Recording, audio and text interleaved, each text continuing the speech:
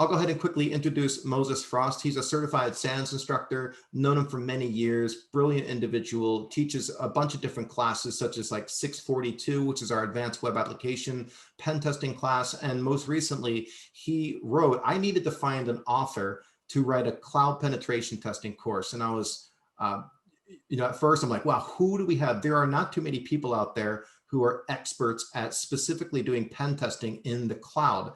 And Moses jumped on the opportunity, and I was thrilled. And he, exceeded all expectations and got it done at a very good pace so we could bring it to the community more quickly. And with this presentation, he's going to be going through a 2-hour workshop and talk about things like the common pitfalls, mistakes made, maybe some exploitation opportunities if we're lucky. And with that, I hand it over to Moses. Hey, everybody. Sorry about the whiteout weird stuff that's going on here. I think it's just monitor stuff. I'm in queue. I'm actually being brave. I'm gonna be one of those Mac Mini ARM recipients. So let's see how that works out. You always have to have like a demo box that is gonna suck or be great. We don't know. So we're gonna find out how that thing works out. So hey everybody, Moses Frost. It's good to see. Oh man, there's so many people. I cannot wait till we can see all of you live again. Oh, I'm glowing like an angel. I know. I try to get this to be dimmer. It's just terrible. These things are terrible. These monitors are terrible. I know, right? It's like it's too much. All right, so can't wait to see everybody live again. It would be really nice if we can do it next year. I'm hoping so. And here's a fun fact.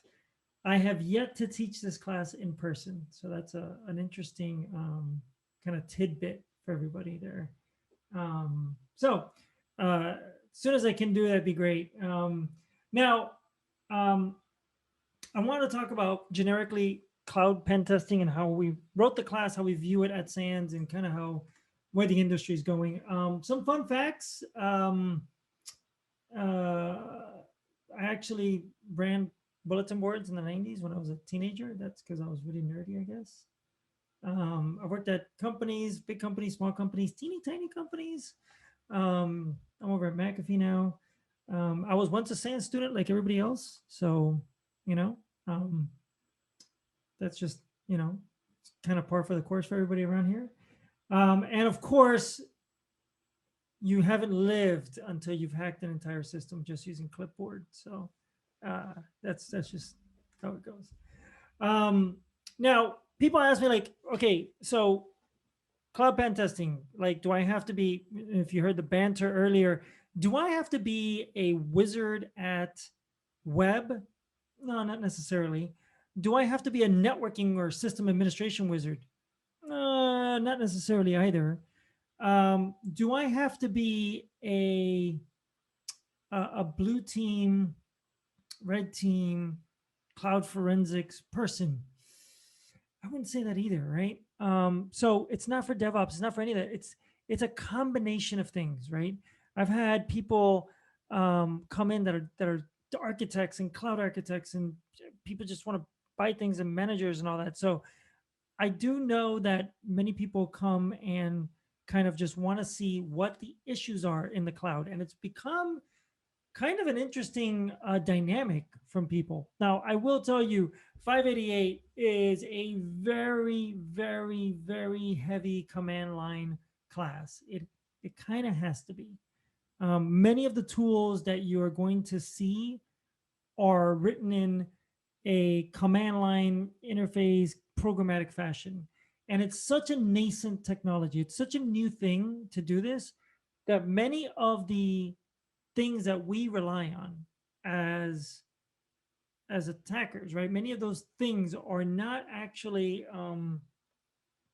developed. So some of the tooling might be around for a little bit.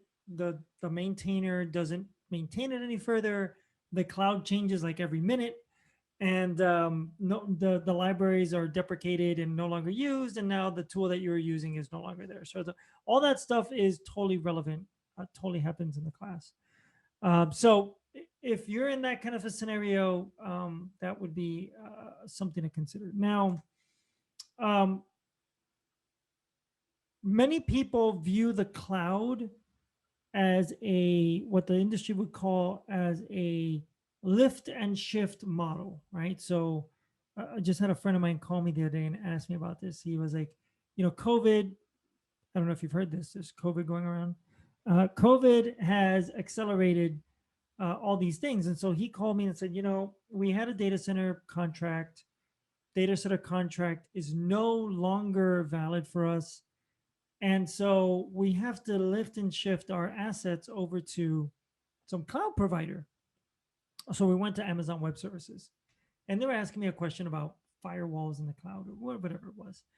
And I said, whoa, you just took all your virtual machines, all of them, and just put them in Amazon. And they were like, yeah. And I was like, this is a small shop. It's a friend of mine, maybe 20 machines, right? And I was like, so did you like do anything like availability sets, availability zones, like any of that stuff? No. Okay, like what if that availability zone like is gone? No. And I'm like, okay, so all the stuff that they were relying on, vCenter, vMotion, shared storage, all that went away. All of that went away. Um, and it just so happens that they were asking me about Azure AD or whatever. And so that is not the ideal scenario, but it is a scenario that you quite often see with companies showing up and doing things in the cloud. And so that's one set of issues you're going to have to tackle, right? Is how people are just putting things and copying them into the cloud. It's pretty insane. The other thing that I've seen is this move into stuff that doesn't have IP addresses anymore. So you want to put a firewall somewhere and there is no connectivity, like there's no plumbing to pass that through a firewall or an IPS or any of that. You may not even want to, right? And so that's another concern, right? And it's not just containers and it's not just for developers. I mean, the cloud is kind of like the way that we look at these clouds, right? Whether it's a public infrastructure, a platform service, or even a SaaS kind of cloud environment, is that these things have their own sets of challenges, their own security constructs. And not only do they need to be tested, but you have to have a methodology for where you can actually discover things and attempt at least a baseline level of understanding of how things are built, where they're kept, where the keys are, that kind of stuff. This isn't like a dev heavy course. It's just going to require you to have a couple of foundational things to have a better experience in the class. And we'll walk through that as we go along. So where does the cloud sit? Where does the cloud pen testing class sit? It sits in this kind of a Venn diagram. And I purposely removed the SRE part of it from here because that scares a lot of people away. There was a fourth circle at the top that was like SRE. So if a network and web pen tester and an SRE had a baby, it'd be like the cloud pen testing kind of child, right? And so the idea was that is where you would kind of sit, right? You have to know just a little bit of these technologies in order to understand how to abuse them, right? It's just par for the course. So what clouds? So I had a student in class ask me, well, what about Google, right? And it just turns out that all the clouds do this in a very similar way. There are going to be some differences in them, but they all rhyme, right? So I picked the ones that I saw the most frequent, and you'll get these right? But today, just on market share, you're going to run into AWS and Azure tons, right? We do see more Azure today. Now, if you are a retailer, right? I'm just saying, if you're a retailer, you're probably going to be apprehensive about running your e-commerce on Azure. I'm sorry, on AWS, right? Now, AWS is definitely the market leader. It's been around the longest. It's like 70%, but slowly but surely, Azure is like catching up, because if you are, I'm going to pick on a retailer. Oh, you know what? I'm not going to do that in public. If you're, I don't know, the tire store, I'm trying to think, or the clothing store, right? You're probably not going to be, you're probably not going to be working uh, on looking at any one of these particular uh, AWS environments, because you're going to be feeding your competitor, right? So that's why we see a shift to Azure or Oracle Cloud. I don't know who's doing that. That's no. I hope nobody works at Oracle or like listens to this. I don't know who's doing that. There's other Google Cloud, right? I see that a lot. I see data going to Google Cloud, right? So what I'm actually seeing is, if you have a data pipeline, I'm seeing a ton of people going into the Google Cloud for data pipeline stuff. So that does happen. But let's say you're the average AWS user, right? And you put all your workloads in AWS. How many people do you think fall into the category of, I'm an AWS user and I want to use Office apps? Like, come on.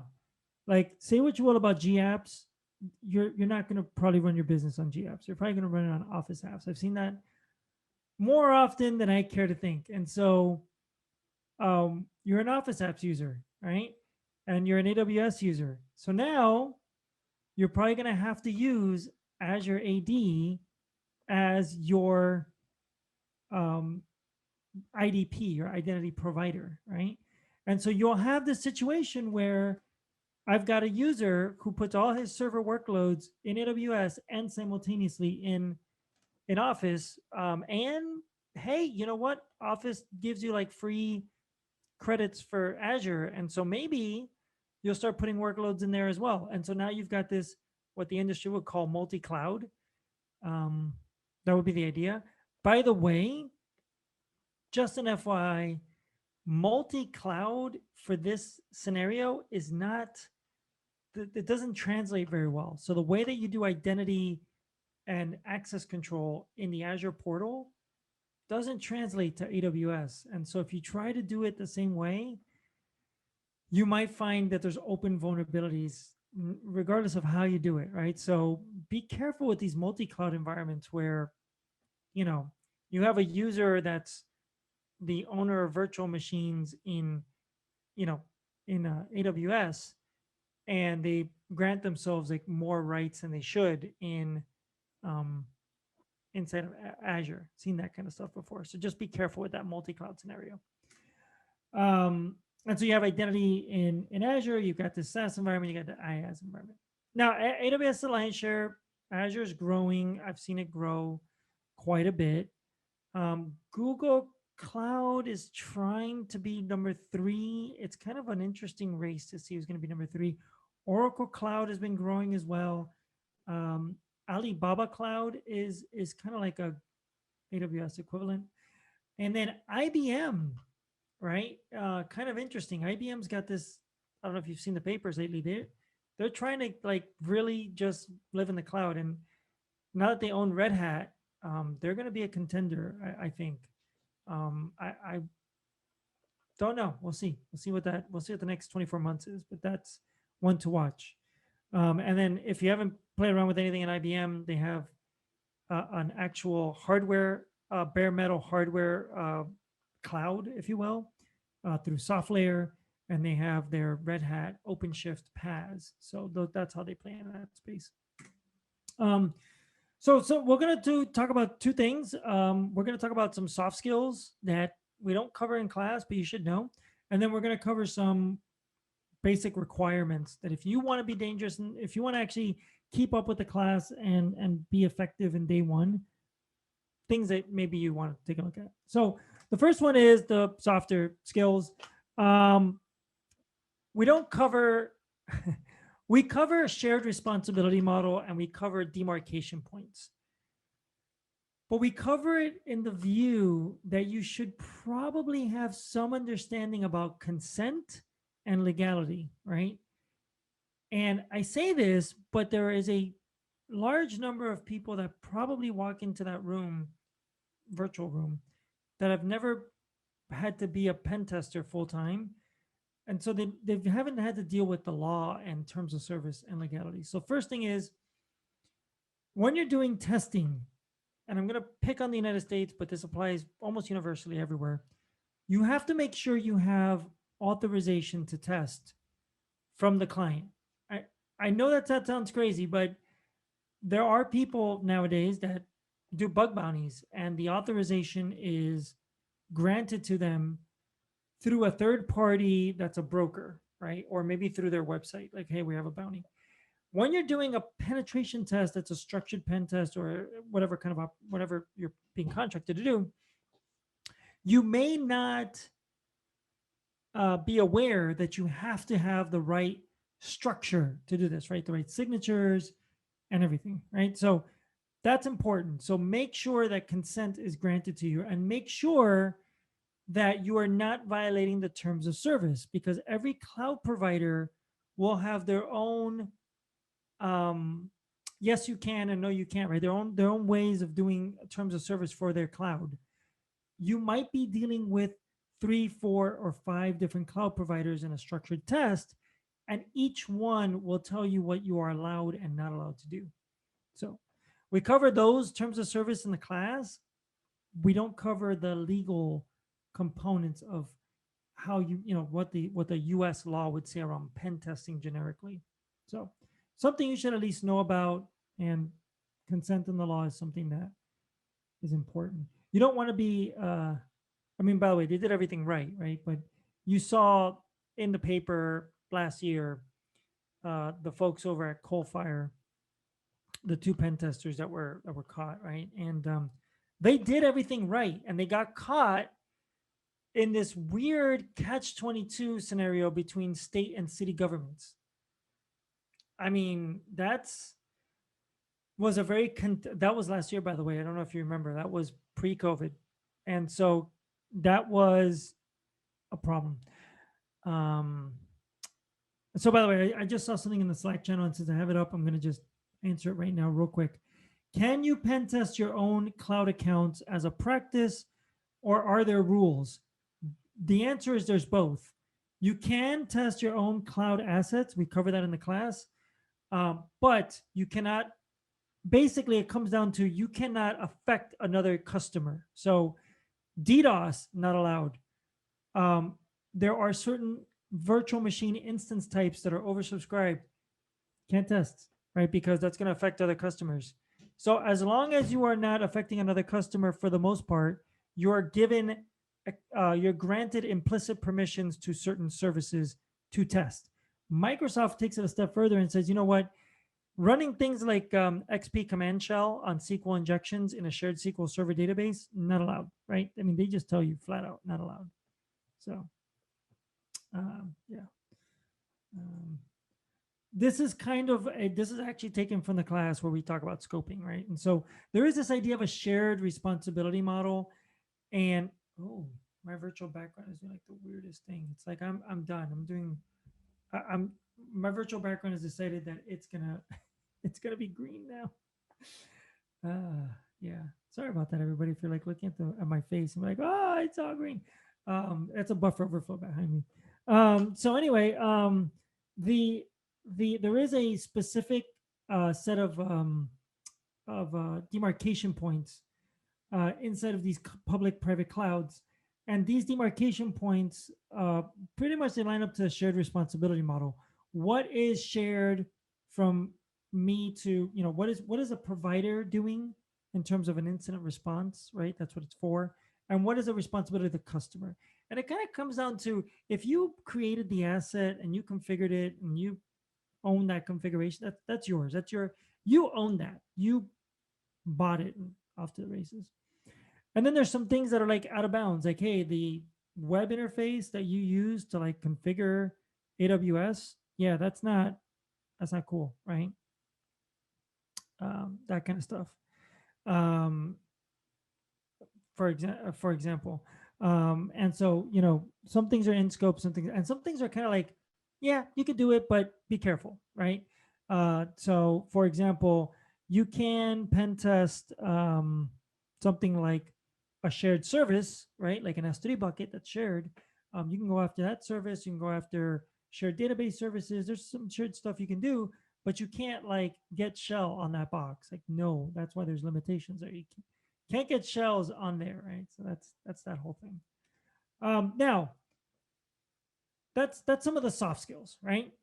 Just some like, hey, don't go to jail stuff. That's always important, right? Play fair. Um, the other part that's interesting is um, many students are coming to class with a very heavy Windows background, and that's fine, right? I'm not going to detract from that because that's important. It's very important. But they don't have a very strong Linux background. And unfortunately, I hate to say this, but in the cloud, the predominant operating system that you use, even Microsoft will tell you in Azure, the number one operating system is Linux.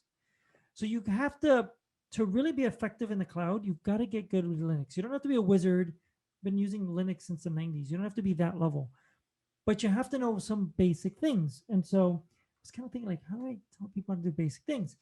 The Linux Foundation does some free training, right? At a minimum, it doesn't hurt to do it, right? And so I put a link on there for the Linux Foundation's free training. Would cost you a couple hours a week, maybe for a few weeks, but that would be kind of important, right? Because knowing how to move a file, knowing how to change a directory, knowing how to set a permission, knowing how to effectively use SSH, that kind of stuff is going to help you more in the class, right? You won't be as lost because most of the things that we do, I would say almost 100% of everything we do is in Linux, but most of the commands we're running is in Linux. There are some Windows targets because we use Azure, and so there's Windows in there, but it's not the entirety of the class. And so you will be better off served if you know that, right? If you know that stuff ahead of time, it's going to be helpful for you. The other thing that I see people struggle with, and this is the minimum requirements, it's like, hey, use a text editor, right? Like, I don't care. It could be gedit. I don't care. Or it could be whatever the Kedit or whatever KD people use. I don't know. I'm not a KD person. It could be that one. Or it doesn't matter. It could be Pico. I don't care, right? I put Nano in the class, right? Because I figured Nano is easy, right?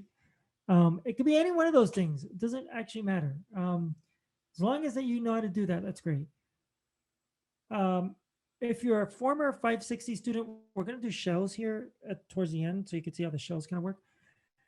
It helps to get shells. It really helps if you know how to do shells. Okay, so if you know how a shell works, if you know how bash works, and if you know how to do like simple netcat stuff, you're going to be better served. Okay, we don't assume that you know it, right? We walk you through it, but you should know it. Now, the other thing that is a big deal in here, and we're going to get into this, is authentication. Authentication is like huge in the cloud. It's bigly in the cloud, and it's huge with a Y in the cloud. Students quite often don't realize how many different types of authentications there are. Now we get deep into these rabbit holes. We do OAuth and SAML and bearer tokens and all this stuff, but familiarity with how those tools are used, like AWS CLI, how it's used. If you just, even if it's just, I know how to log in using AWS CLI, it's going to help you. That's not going to require you to spend any money, because if you sign up for AWS, you can pretty much use a free account for 700 hours a month or whatever. You do need a credit card for that, but that's about it. That's going to help. Azure, learning how to use that, that's going to help, right? Just so that you know how to like log in, how to do the CLI stuff. That's going to really help you. That's going to go a long way, because no matter how much automation we give you, no matter how much scripts and stuff that I give you, you got to know how to configure the key, the login credential into the system. And so we see people struggle with that part. They don't struggle with the commands, they struggle with that part, and it's just unfamiliarity with the tools, right? And that's fine. That's what we're here for, to help you. But this helps, right? Now let's talk about some attack things that you'll see, right? And whether you're going to see them in the wild, which unfortunately we do see them. I took some of these from class so that I can actually show you how these are used. Like these are unfortunate. Let me see if there's any Zoom related. Let me see if there's any Zoom related activities that I have to focus in on for a second. Hold on a second.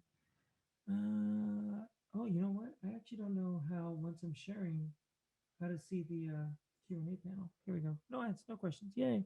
I was against Slack. Yeah. Okay, so one of the things that you'll see out there is improper key usage.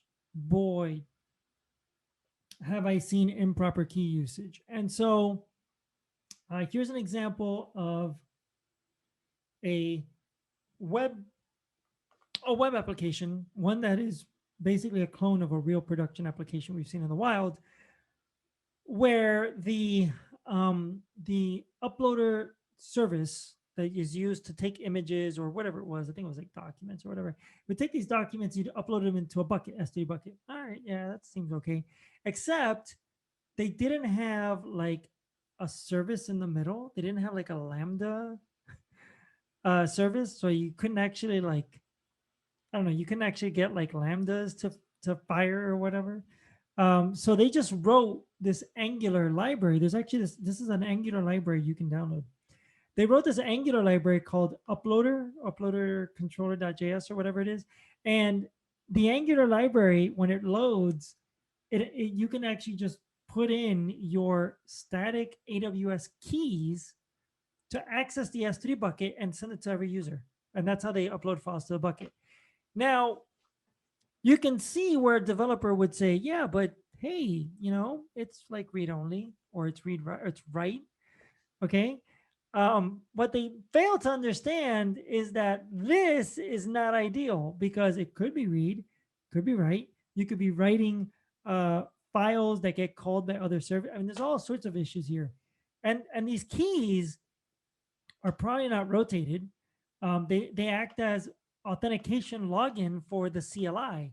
So basically, you've given programmatic access to everybody on the planet by publishing these keys. Even if you scope down their actual permissions to try to limit the damage, you can do some pretty bad damage by doing this.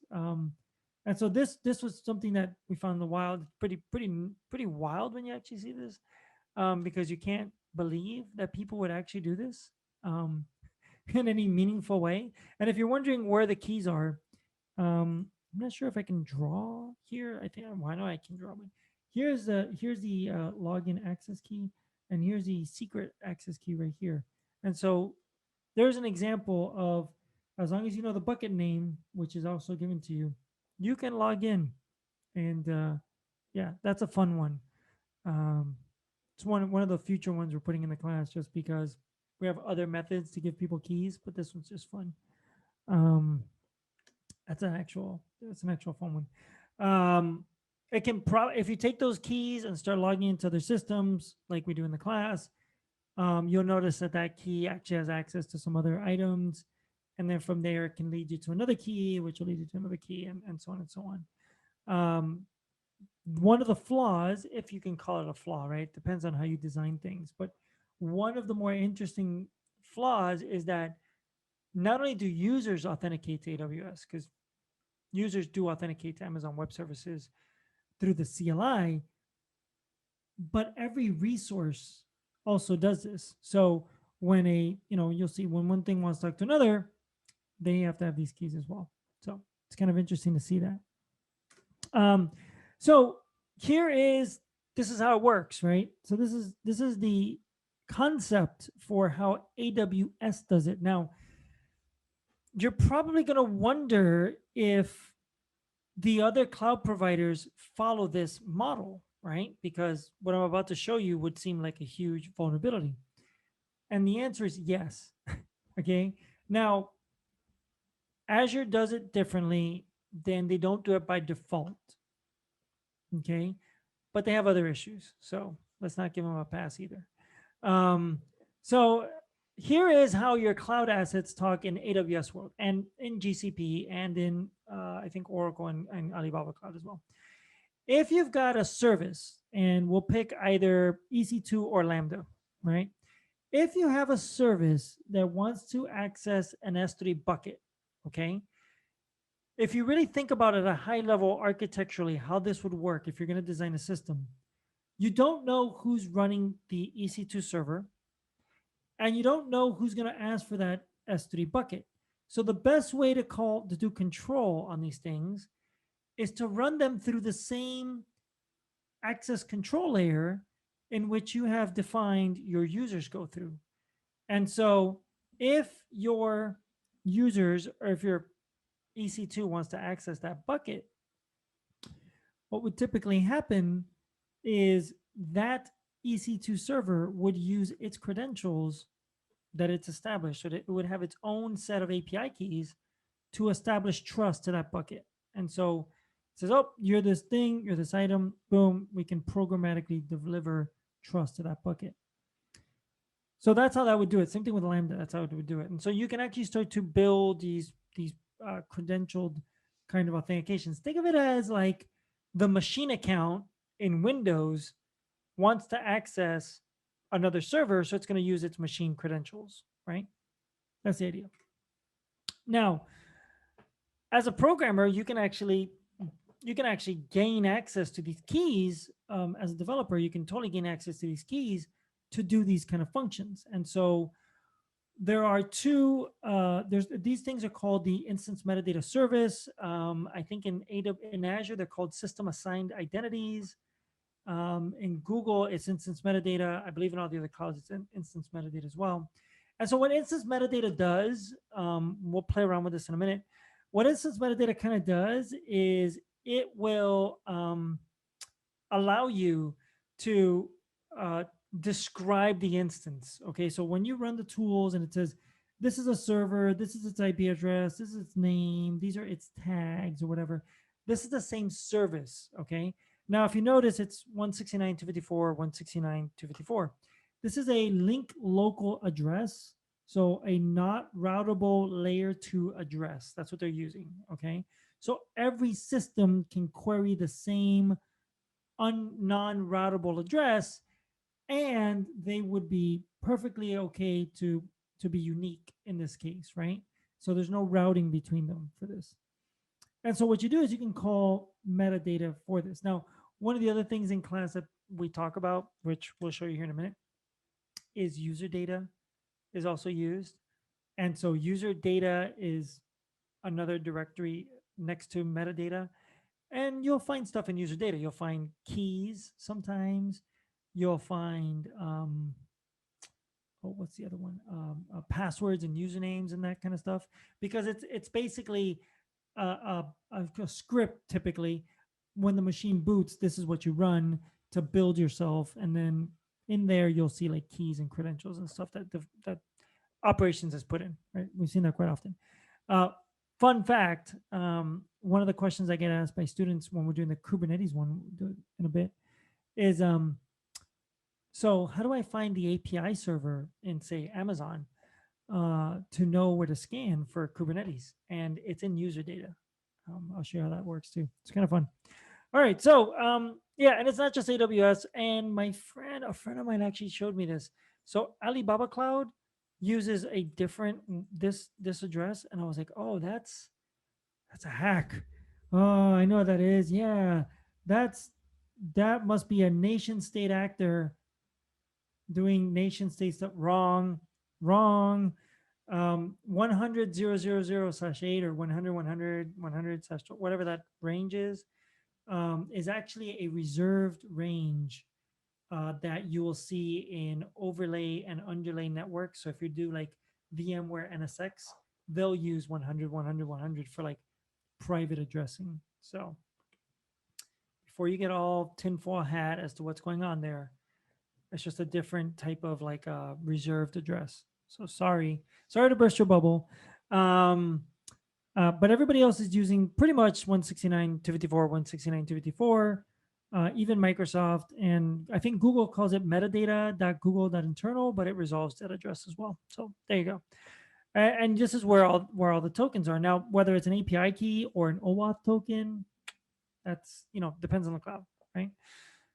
Now, what would be some examples of attacks for this? Well, if you can get onto a host and read or have redirect the execution of the host to its internal address, then you can get access keys. And then using those access keys, you can masquerade as the thing, right? And so using those access keys, you can now talk to the cloud controller and authenticate as the thing.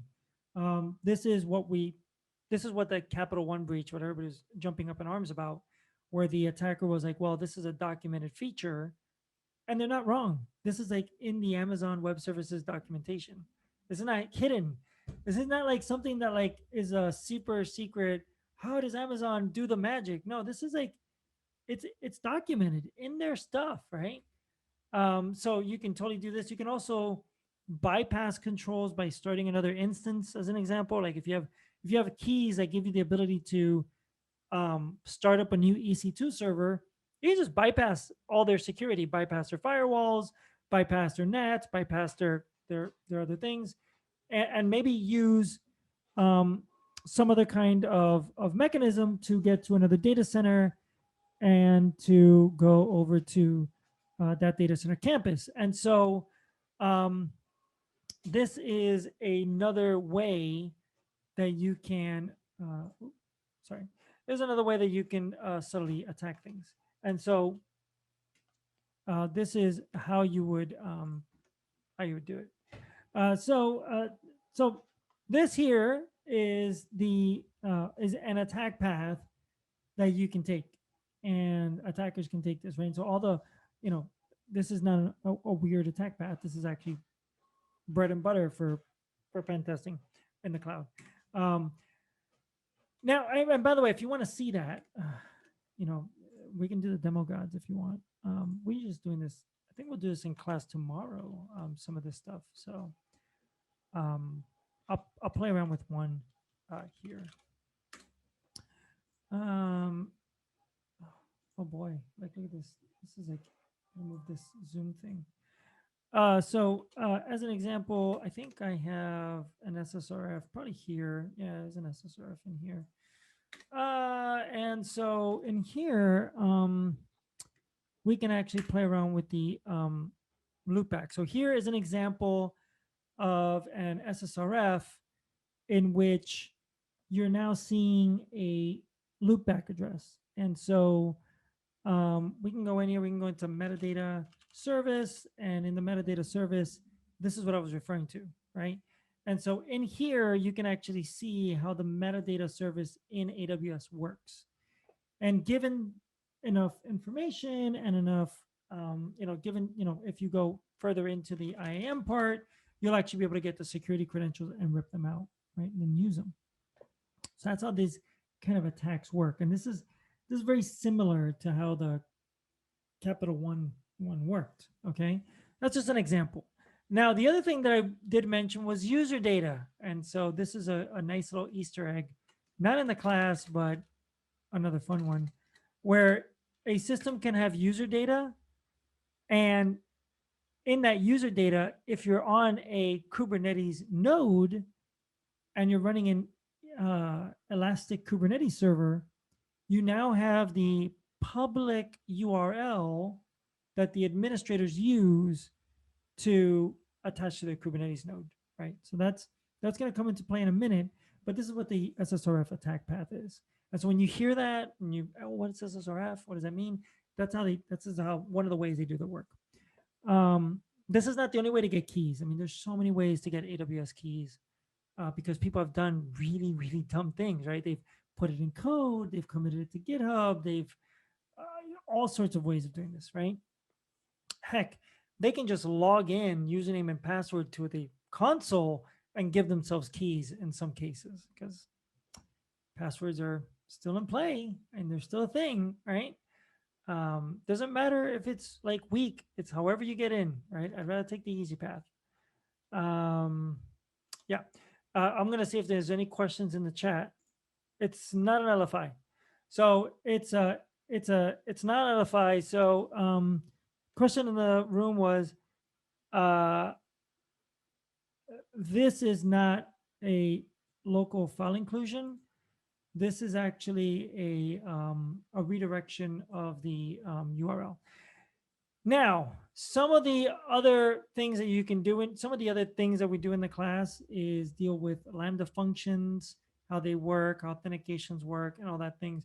Turns out that the keys you get from this host actually will execute Lambda functions and some other things, which are kind of interesting. So, one of the things that you will see in the class is that we start to build these profiles for how to use the AWS CLI, and using the profiles that we use for the AWS CLI, you will be able to see differentiated levels of access. So one user can do this, one user can do that, etc. And so when you start to attack things and you start to manipulate things, you would actually see the differentiated access between the hosts. One more question in the chat. The number of browser tabs is impressive. Oh yeah, this is just yeah, it is impressive, isn't it? This is everything that I opened in class today. It's very impressive, actually. Actually, this is not as bad as my work browser. Well, I have like 400 tabs open or something. So scroll away the tabs. Anyway, this is actually embarrassingly small. So anyway. Yeah. Server side request forgery. Sorry, maybe I might have mumbled that. These are server side. It's a cousin of client side request forgeries. These are server side. And just to kind of clarify what that is, I know that went like super hardcore with that for a minute. Is these are attacks where you redirect web execution somewhere else. And if that somewhere else happens to be a locally defined service, then you win, right? That's what that is. That's what an SSRF is.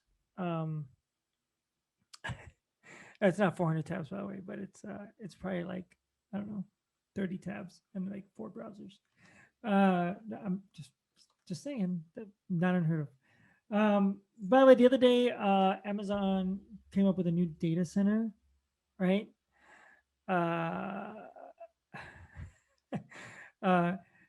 Data center, and that data center is it's kind of interesting because if you keep all your assets in a US data center, there's like 20 something data centers in AWS. So if you're monitoring heavily on these assets and somebody builds an EC2 server in a different data center, right? And turns off logging in that data center, do you know how that, do you know that that existed, right? And so bypassing detection by actually launching services in other data centers is a thing. The other thing that's interesting is that not every data center will have all the security bits all at once. So as they turn up new services and new data centers, there's some caveats, right? And actually there's like a document that describes like these things will not be collected by CloudTrail, right? So you won't be able to audit them, right? And so depending on the service, you can kind of get around things. And that's very AWS specific, but that is a thing that we quite often see. Now, another thing that we get into that we're going to start to deeper dive in the class only because the number of people that are not as familiar with it happen to be quite high. And so we're going to talk a little bit more about containers right now for a minute because they are bread and butter infrastructure.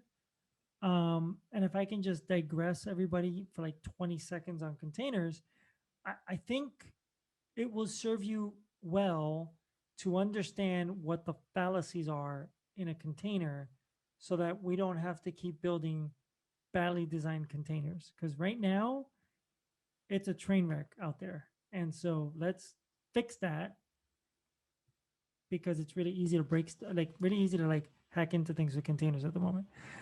Sorry, like it just really is. So one of the things that we discuss in the class quite heavily is cloud native applications, right? And the idea that an application needs to be composable. It needs to be infrastructure as code.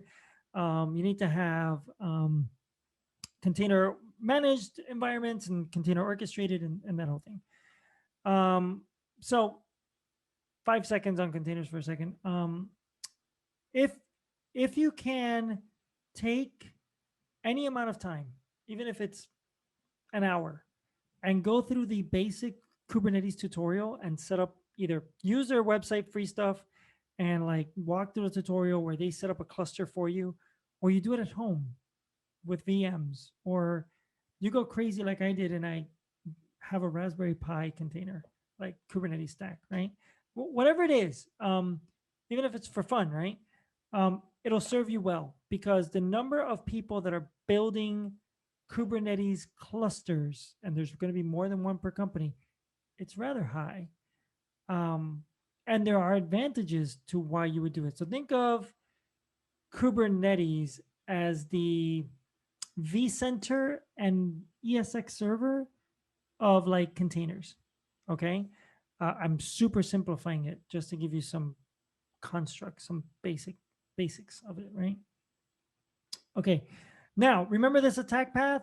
So if you are running in a default container, right? For example, in the example that I provided you before, this one,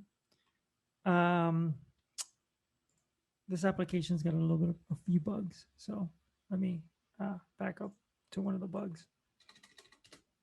This application is actually running on different containers. So there's a different container over here. You can actually, by default, when you build a container, you will actually see that there will be a container a directory for Kubernetes, which gives you the user that is running the container, or the role. It's usually the service account role, unless you're running a really old container. And in there, you're seeing what is the certificate, the namespace, and the token. And by default, many people will build their container environments with these login information, with this login information for a container to talk to the Kubernetes master. So think of this as the equivalent of the machine account in Windows for you to log in. And so, as you can see, there are these layers of abstraction that teams have developed. So just to paint a high level picture for everybody, right? If you right now went over to Amazon Web Services and you turned on the Elastic Kubernetes service and you used a shell script, the standard EKSCTL tool right now, it would build for you a 1, 2, or 3 node Kubernetes cluster running on the hosted Kubernetes service for Amazon. Seems fine, right? But what it's also going to do is it's going to take all of your nodes, the 2 or 3 nodes that you wanted to use for containers, it'll run them on EC2. So all this stuff is running on EC2. It'll orchestrate the VPCs. It'll orchestrate the elastic load balancers. And so Kubernetes will rely on Amazon, as an example, or Google, or Azure, or whatever, to do the networking and the host requirements. So you've got a scenario where basically you've got the cloud infrastructure in bare metal, right, from Amazon. Then you've got EC2 VMs running on top, which then in turn are running containers, okay? And so now you've got 2 controllers in the cloud. You have the Amazon web services controller that controls the EC2, it controls the networking, it controls all that stuff, load balancer, your user accounts and everything. And you've got the Kubernetes master controller controlling the containers. You see that there's a level of complexity there that's rather high, okay? And so you could have users that are simultaneously EC2 admins and Kubernetes admins, right? And so this is where things get kind of interesting, because now you have multiple attack paths available to you, right? You can understand why knowing Linux and knowing Linux to some degree is going to be helpful to you, right? Because here we have to assume everybody has a base level of knowledge, right? For Linux. Oh my God! Did you just Inception me? Like Rick and Morty is Inception me? I just don't do this. don't don't Inception me. Um, yeah, no, it is Inception. It's like it's a container within a container within an operating system within a dream. So anyway, um, and all this is running on like, you know what, AMD or something. I don't know. This is all running in my basement. No, I don't know. Yeah, some of the cloud providers, you wonder like, where the heck is that stuff running? You know, it's running on a 486. No, yeah. So and all the same issues, right? Privask, you know, and actually in class, by the way, one of the labs that students enjoy is we own the whole Kubernetes cluster, and you know, we could have used any kind of shell we wanted, but just to kind of throw like fuel to the fire, we have Meterpreter running on all the nodes that you own, right? So deploy a container with like Meterpreter on it and have it connect back to you, just because, not because it could be super handy, but just it kind of cements the concepts for the students, right? Like, oh, this Meterpreter, that's crazy. Right? It could be anything. It could be like literally anything. So yeah. And so, and by the way, I'll pause here for a minute on that, because I'm going to show you how we get shells in the class. But are there any questions so far? I threw a lot at you. It's like, oh, so much here. Yeah, there's definitely a terminology. So some students are talking about terminology in the class, right? So there's definitely a learning curve in the words that are being used, right? And so the technologies do not fundamentally change that much, right? Kubernetes or containers, it's really just processes that are running differently on Linux. There's really no magic to them, right? Where you get kind of like bent around the axis is when people say, well, what about your CNI? What the heck is a CNI? That threw me for a loop once, right? Like, what the heck is a CNI? And that's your container networking interface. What the heck is that, right? And you won't know this until you build a Kubernetes cluster, right? And as a matter of fact, for class, it's kind of irrelevant, right? In a certain way. Your CNI, it turns out that Kubernetes ships with no networking. Okay. So by default, there is no networking that your containers can do when running in Kubernetes. That seems like a big issue, right? And so there's a default one that people use from a company called Weaveworks, WEAVE. But it turns out that this is on purpose, that people actually want to mix and match their own networking stacks. So they don't want to like ship with one and have to retrofit things. So they just kind of do this interface, and, you know, AWS, their network stuff goes in there, or Azure's, or like if you're on premise, like the Pivotal stuff from, or Heptio from VMware, or Cisco, or one of those will go on there and provide it. So that there's all these other things that go around with it. Tim is asking a question about Lambda functions. Are they more secure than a VM? Let's see. I'll show you an example here. we just did this in class today. Lambda functions depend. So AWS Lambdas are pretty good about hardening themselves. They do suffer from the same flaws. So if you can get code execution or an SSRF in an AWS Lambda, they also have metadata API tokens. Okay, so that same theft of key material that you that we just talked about are going to exist in the AWS Lambda. And then here's the other part that makes Lambdas interesting, which is if that does happen, if you do have a flaw in an AWS Lambda, how are you going to provide security to the Lambda? Because you can't install an agent. You kind of can't install an agent. So you've got to do it through either a WAF or something else that the Lambda is behind, because there's no agent, right? So it's kind of hard to, you got to be really good with your code.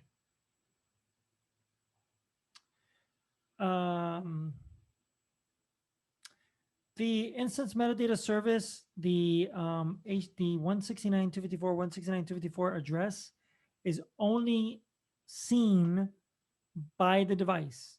So it's not routable. So the public internet cannot see it, because if you try to type that into your own home network, your computer is going to try to reach it locally. It'll never route out to the internet. It's not designed for routing. So thanks, Amy, for the question. Mike, did that answer your question? Let me see. Wait, the services can be enumerated. Yes. So honestly, it depends, right? So Mike's question is, are the services in the cloud enumerated and exploited like other services? Yes and no. Okay, so let's go back here real quick and address his question, because it's very relevant. Okay, let's say I have a Windows host here. Okay, and let's say that this Windows host is vulnerable via MS 1710, just because, I don't know, I want to pick on that.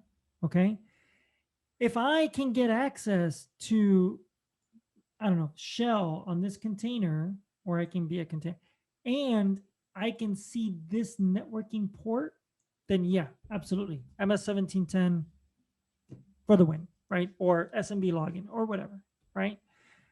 However, I also have an alternative attack path, okay? Which is to say, if I can get access to that virtual machine through the cloud controlling layer, through the AWS Azure CLI, I can run a command on that box directly, right? Because in certain cloud environments, that's totally a thing. So you actually have two attack paths in that case, right?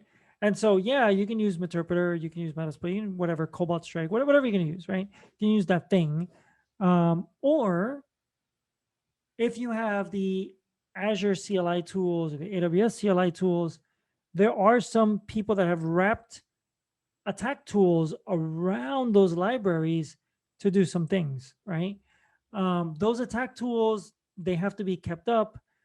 So we kind of teach you how to do it with the CLI tool, just because if the attack tool doesn't, let's say the attack tool is not kept up to date, you're going to have to punt and go back to the standard tool, if you will.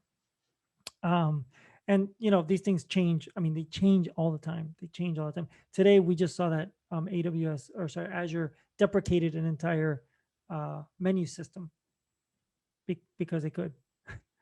And these things happen, right?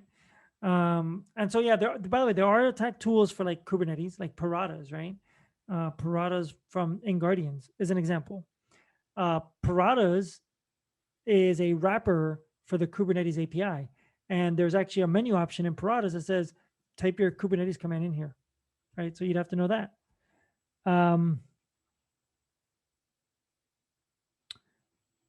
constraint or limitation for a tester as a beginner. What is the main constraint or limitation in terms of performing the test? So I would say that if you're starting off in pen testing, right, and you have no background, you've got to get comfortable with a few things. You got to get comfortable with number one, how these systems are built.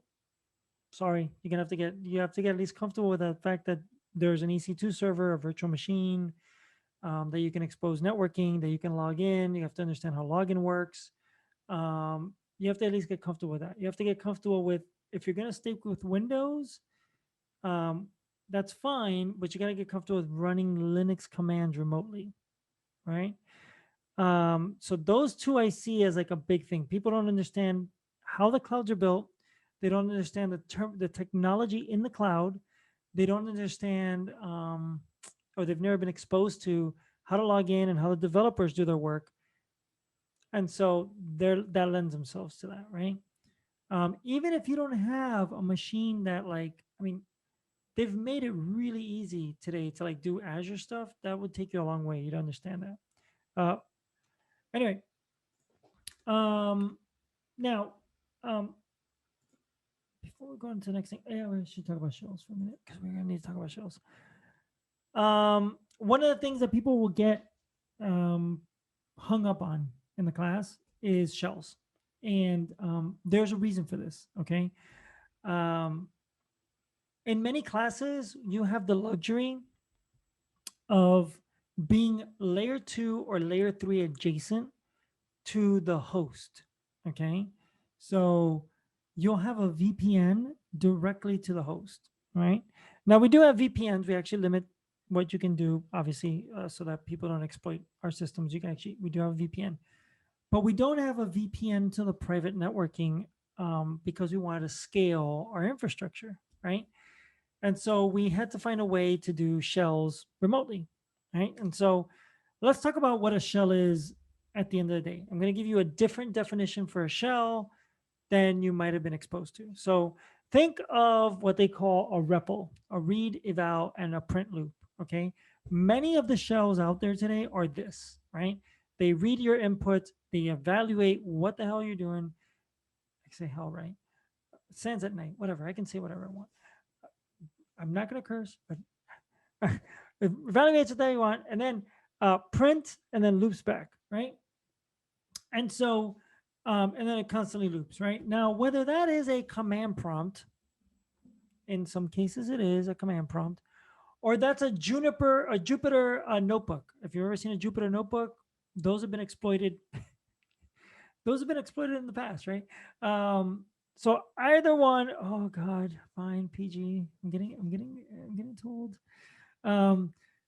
Though, sorry, Jennifer. The SANS police. Those here, that's ever seen the REPLs. This is what they are. Now, it just so happens that when we're doing a shell, whether it's a pen testing class or interpreter shell, whatever it is, right? We're starting a socket on one end, we're listening on the other end, and we're reading the input from the user on one side, on the left side. It is evaluated on the right side, and then the output is returned to us, right? And then that loop continues. This is a very simplistic way of looking at a netcat shell or whatever, all right? Now, people do get hung up on shells because they've never seen them before. I've got people coming into class and they are architects, right? It's not their fault they've never seen these shells before. So thought we would show this for a minute and show you how we do it in class a little differently, okay? So for those that have never seen a shell before, I've got one device here listening on Netcat. By the way, we don't use Netcat in the class. We use SOCAT. So I'll just use SOCAT right now. Think of SOCAT as like multi-threaded Netcat, whatever. Okay. So it's just listening, hanging out here, whatever. Remotely, on another, you know what, I'll do this for my Windows box just to kind of make it even more fancy. Remotely on my Windows host, what do I have here? PowerCat? I have PowerCat here. Yeah, cool. Don't ask what this is. PowerCat. It's PowerCat. Don't ask. Okay. It's a whole other thing for class. So here I'm sending my Windows command shell over to Linux. Okay. And on this side, that's what you're seeing. You're seeing the result of me sending my Windows command shell over to Linux. And so, I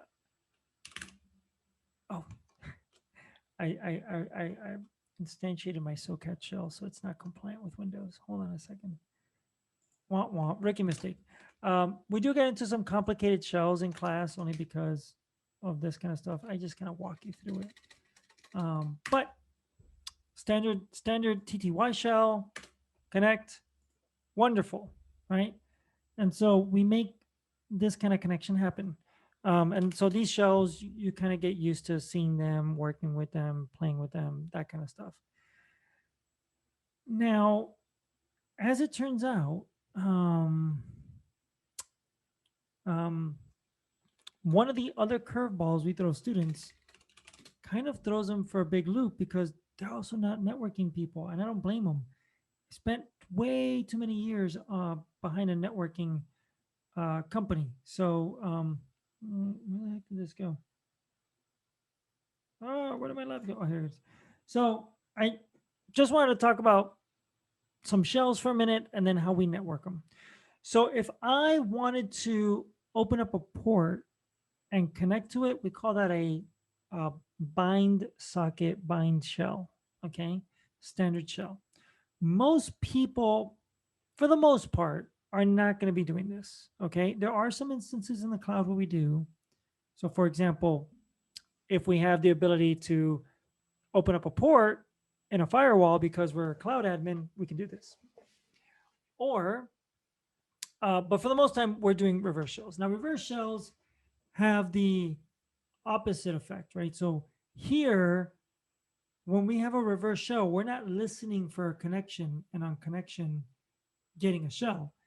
Instead, what we're doing is we are connecting to a system remotely and on connect delivering the command prompt or delivering the shell. Okay. Many of the Windows admins out there may have seen this before as PS remoting, right? Where you invoke PS remoting and now you remotely have their shell. Okay. That's what these things are. Now, to take that up another level for people, we actually use SOCAT and ngrok to do this. So now, if I can paint a picture here for people, and I do have a picture somewhere for students that I kind of painted for them earlier. Yeah, there we go. There's a pretty good, horrendously colorful picture. If you have a virtual machine that's sitting behind a NAT on your host, which for us in the class, it'll be Slingshot, and you're sitting, and that computer is sitting behind a NAT, it would be kind of unfair for me to be like, okay, open a, bridge mode your VM and then open a NAT port on your home device. Probably not ideal. And if we try to do static VPNs, well, I mean, come on, it's the cloud. You can be standing up a cloud anywhere. So what we have students do is we use ngrok, which has been actually, to be honest with you, if you pay for it, it's a pretty nice little tool. Think of it as like Netcat as a service. Your developers are using this all the time. It's in all the developer write-ups. I promise you they're using it because if you have like a chat bot that you're building on your desk, they're using ngrok, right? And so we can use the ngrok cloud to redirect traffic. So the way that we do it is the evil shell points to the ngrok IP address, whatever it is, right? The TCP or HTTP connection. and your system makes a connection there. And so it completes the circuit. And so when the ngrok cloud gets packets on that IP address and that port, it gets redirected to your box. It's fine for class. Use this for like real stuff. The answer is yes. When you pay for it, you get to pay for actual real life whitelisting. You get to pay for, like nobody can connect to me but this IP address and this domain, this certificate, and so on and so on and so on. So this is the way that we do the facilitation. This is a big consternation for folks because they have to draw this out, right? And so drawing it out is the best way to do it. If you want to try this ahead of time, you can, right? It's a free thing that we do. You can just sign up for ngrok for free, use the free service for now. So how we do it is we actually say, hey, ngrok, listen. So this is the format, right? So you say, ngrok, I'm going to be listening on a port. Okay. Port, I don't know, 999. ngrok says, yeah, that's cool. Here is your temporary IP address, right? It's this thing here. And now, even if I have a listening port, the SOCAT listener port 9999, you can do this from home, right? You don't have to be in the cloud. I can now point my shell to the ngrok system, and yeah, it's going to go out there, U-turn, and come back. See, everybody's hitting it. Don't say hi to my shell. Don't ever. Everybody in the place is trying to give me a shell. Come on. Come on, guys. I want to whitelist it later. Be kind. It's almost like I've done these demos before. 15421. If I get lucky, I can do this quickly enough before the trolls. There we go. All right. There you go. There you go. So yeah, so this is running through ngrok. So, ngrok sees one open connection. And so now my traffic, right, when I do a DIR or whatever, my traffic is going out to the ngrok cloud, going back to my host. And this is how we can do some simple NAT bypasses, right? So as long as you can go outbound somewhere and that location is, ngrok is trusted, then you can go outbound to the internet and you can make this connection happen. So it serves a couple of purposes. It's kind of nice that that we're able to see it and all that. So I'll stop for a second because I threw a lot at you for classes. Okay, yeah. So the one that most people, wanted. She said you can make it rain. We can make it rain. Kubernetes containers and all that. You actually do that in class. It's kind of fun. Let's see. What was the? Here we go. Back here. Now there's a bunch of ways of getting shells, and so you probably were like, "Whoa, that took me for like 100 miles an hour." I have no idea what that is. So I left this site up. This site's kind of been used quite a bit by many people. Pentestmonkey.net, they have a cheat sheet on shells, just every kind of shell, right? Bind shell, reverse shell, bash shell, command shell, Python shell, right? Ruby shell, all the different ways of doing it. Even if you're not an expert at this, even if you're still kind of wondering how it works, you want to come to class to figure that out. If you can brush up on how the shells connect, then we can fill the gaps for you, right? That's okay. So yeah, we talk about pure shells and all that in there. It's kind of a good resource to have to see what's available. Things that are not covered in class, and I get this question quite a bit, like, oh, we don't cover this in class, right? We don't do deep deception stuff in class, so we don't do like disable of logging everywhere or like selectively disable logging. Turning off logs and alarms and stuff like. That's going to be homework for you. And we don't give you attack scenarios for every cloud. So this comes up a lot like, well, why don't you cover every cloud? I promise you, we're looking at removing stuff from the class because there's already too much stuff in there. It's so much stuff that you have to know to keep this straight, right? And so covering every single cloud would be, number one, very redundant. But number two, it would be just a bridge too far for so many students. So I think that's kind of a unfortunate side effect.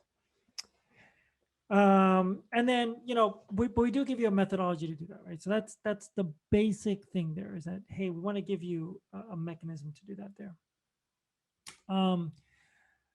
And so before I get to this slide, I wanted to ask folks, are there any questions? Because I'm going to do one more demo. Is there any questions that folks have for me before? Oh, hey, there's Mary Ellen. I haven't seen your face and your name in a while. I haven't seen your face. I haven't seen anybody's face in a while. Hi, hey. Let's see. Are there any questions that I missed? I think I see one here. I would love to, Joe. I would love to cut back on that. The screen lighting. My monitors are not dimming. I don't know why. I've tried to dim them as much as I can. We played for like 30 minutes with the screen lighting. It's crazy. It's driving me nuts. I'm trying not to wash myself out. It's crazy. Let's see. Anything else? Yeah.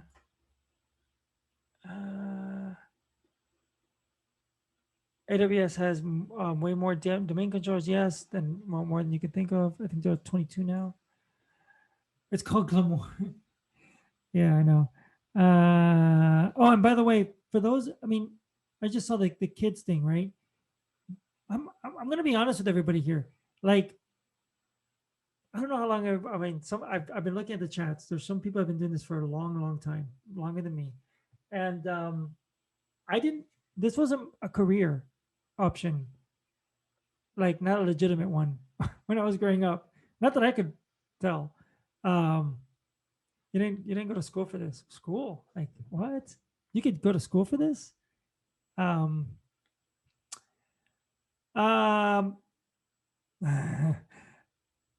Manuel, I'll give you a couple of like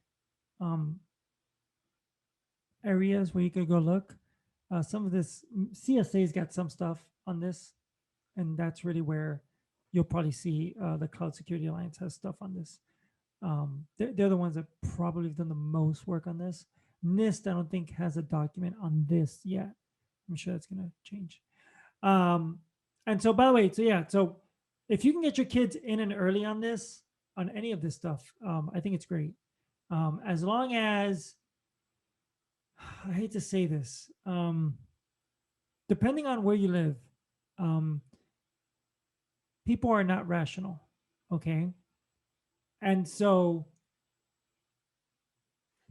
the stuff that I probably did as a kid around computers, I don't know if that would have landed you like in like 20 years of jail, right? I mean, it wasn't a credit card or financial or anything. It was just like pranks, but still, like they take this stuff very serious today. And rightfully so. There's a lot of technology out there today. So if you're going to be doing this type of stuff with your kids, you got to make sure that they have a really good head on their shoulders, right? Because what they might see as a prank ends up being something more serious. And instead of us doing the right thing and guiding or, having our legal authorities guide our kids, some people come down pretty hard and jail them, right? And so that's unfortunate, I think Sammy Kamkar is probably the one that I remember going, why? I don't. Anybody remember the Sammy worm? Did anybody remember the Sammy worm at all? For 5 seconds. Sammy worm is an example of this, right? Where Sammy Kamkar went out and he's like, I want to have all the MySpace friends. He's like 17. He's like, I want to have all the MySpace friends, right? He does this really Sammy Kamkar kind of worm, right? The Sammy worm, where it goes to MySpace, it adds friends, and it replicates, the first self-replicating social media worm. Yeah, he got like 3 years no using a computer for that probation, right? Or 5 years, whatever, 3 or 5 years, right?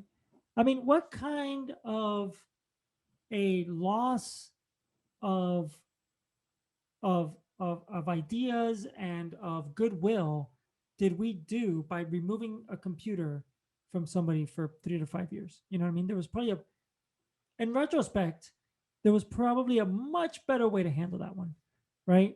I mean, 17, you know, like what 17-year-old doesn't do dumb things, right? I mean, they all do. It's universal. Um, you know, some dumber than others. So anyway, thought I'd say that because I saw the 7-year-old thing, and you know, yeah, yeah. So anyway, now final thing, right? Let's talk about shells. We'll do one more thing. All right, talk about containers for a minute because they're important. So what is a container? A container is something that you can isolate. So it's a few things. It's a process isolation item. Okay, and so as far as process isolation is concerned, there's two main ways that the Linux kernel addresses it.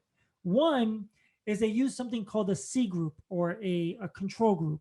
Control groups are kernel extensions that basically confine a process. So the process believes that it is the only thing running on the system. Now, you can back that up, right? So anyway, so that's one item. The other item is that it uses something called chroot and an overlay file system to basically believe that it is the root of the host. Now, I'm not going to give you anything that's super like, oh, where did you come up with this, right? So um, Red Hat actually publishes an item out here called super privileged containers. Okay, so think about this: you're a Red Hat administrator, but you're running on Ubuntu. I don't know. You're running on Fedora, right? Whatever. That's what a Red Hat administrator would do. They would run on Fedora, and you're running on Fedora. And as a Fedora user, you don't have access to the Red Hat 7 or Red Hat 8 tools. So what are you going to do? Install them? Red Hat has a solution. And so the idea is they have this thing called super privileged containers, gives you an idea for what a container can do. The super privileged container, what you, oops, let me see if I go back up. There it is. So what is super privileged? No, that's not it. Did I go too far? Yeah. So what a super privileged container can do is it can run the container with privilege mode, saying, I want you to take all the information from the host, all the network sockets, all the networking, all the process tables, everything, and I want you to just put it in the container. And I want you to mount the root of the file system in the container. Okay. I like to show people this so that they realize that if somebody can run a super privileged container on your computer, you're owned basically, right? By default, right? Unless you do work to harden the containers. Okay. So here's an example, right? This is a 101 on my slingshot example. Who am I? I am UID of 1001. I am a user user ID 1001. I'm not root. Okay. I take this concept of a super privileged container and I am going to run BusyBox. Okay. Oh, it's cut off. Then here, I'll just do this and I'll make it bigger just so that you can see it. That will make it much easier for you. Yeah, sure. Absolutely. So super privileged container, it's here. So let me see if I have BusyBox still around. No, I don't have BusyBox. Okay. So we're going to do Docker run RM IT. Let's see. Oh, dash that. No, I don't need that. We're going to use all this junk here, more or less.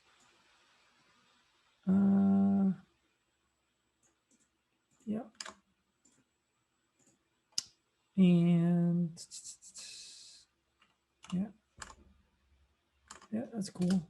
And we're going to use all this. And I'm going to run BusyBox. Now, BusyBox is a smaller shell. It's just a simple Docker container that I can run. BusyBox runs by default as root.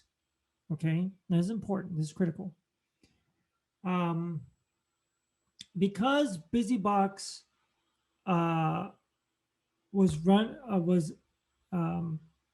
as root, the BusyBox shell effectively in the kernel, from the kernel's perspective, is a root user. It's running as root. Okay, I'm not root right now. I'm just a user, but I belong to the Docker group, and the Docker group can do this. So let's see if this works. I think I did it right. Yeah. Hash mark, right?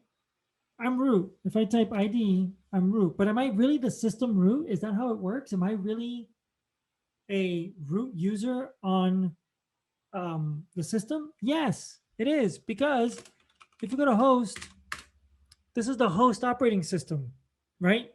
And if I go to my Slingshot home directory,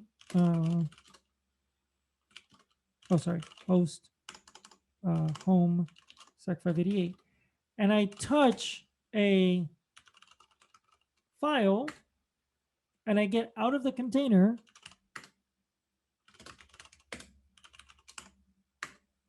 that file is written as root. So I'll go, there's like is it privilege escalation? Yeah, it kind of is, everybody. So that this is an example of the problem of running containers in their default condition. Now there is work being done right now by folks like Podman on how to do like proper container to user management and how to do like least privileged containers and all that. But in many places, if you can run a privileged container, right, and that container can map the host file system into the container, I mean, you're done, right? I mean, this is a problem, right? This is a big issue. Now, this also translates into being able to do this with things like anything, with Metasploit, with anything, right? So the only difference between running a process in a container and running that same process outside the container is that the process in the container believes that it's the only thing there. And because it believes it's the only thing there, then you can bring your own like userland environment. You can bring like Red Hat 5. You can bring like old stuff over and it's going to run. Okay. But in essence, it's just a container isolation process. So as an example, right, if I wanted to look, if I actually did this again, and I go into the BusyBox shell, right, and I look at, right, from the host perspective, right, and actually I could do a FT. I think that would be probably better. Let me just do it this way.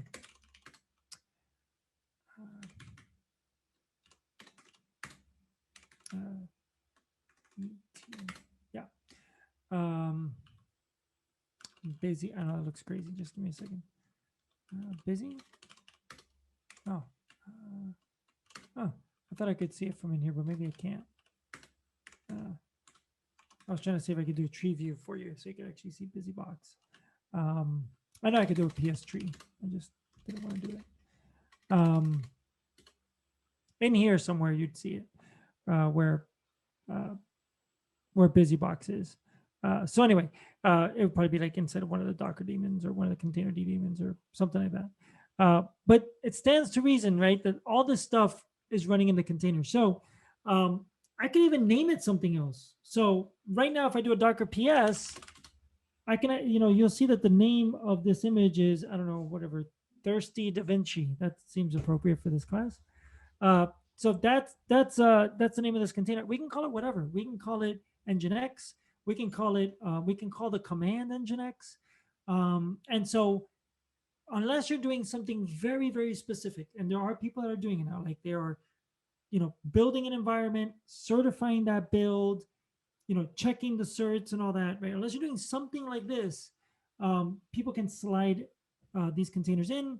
And to be honest with you, it'd be really hard for you to hide in the environment, right? I'm actually working on a project right now with a few others that's called Slingshot CE, that's designed to do that, to bring all of our tools, kind of like the super privileged container, in a different set of ways to like Windows containers and Linux containers, just so that you can actually install or slide in your attack tools right on the target network, if you want to, right?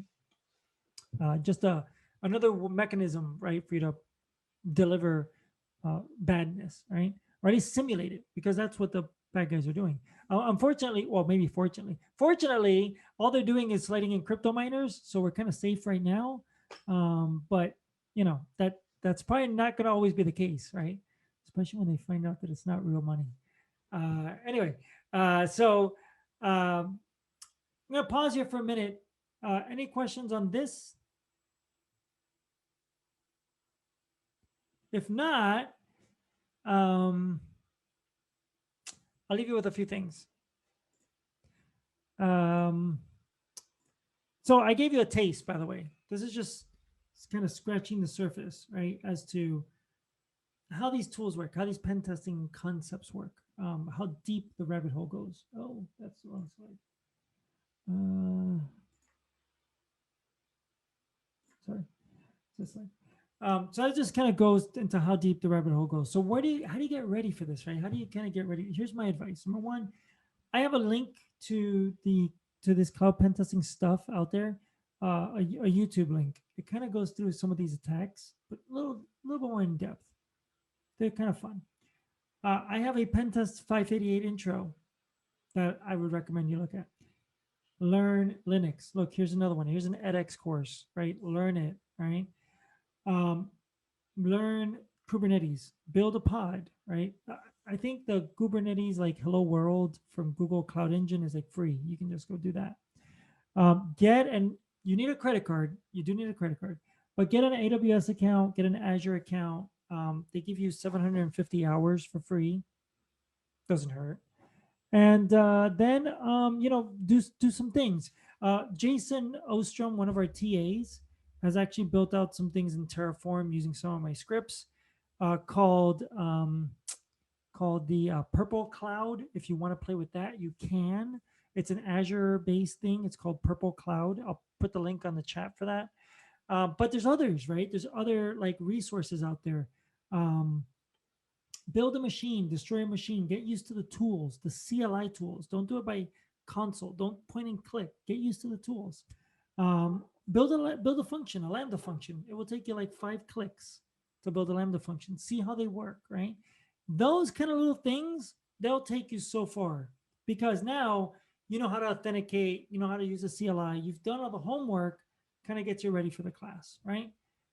And so I'm going to leave you with one more thing, which is I have my contact information kind of here. I'll leave you with my bad Twitter handle. Do people even do Twitter anymore? I don't know. It looks like Instagram today, by the way. Don't go on Twitter. You can reach out to me on LinkedIn as well. I'll leave that up there. Or you can email me. The number of students that just email me just to like hang out, I mean, we can get on a Zoom call, I guess, like this. But yeah, and so any questions you have, if you don't mind filling out your survey, that way SANS knows, hey, this gentleman can come back or not. I'm hoping they like me back. I don't know. I said some swear words, at least one, the H word.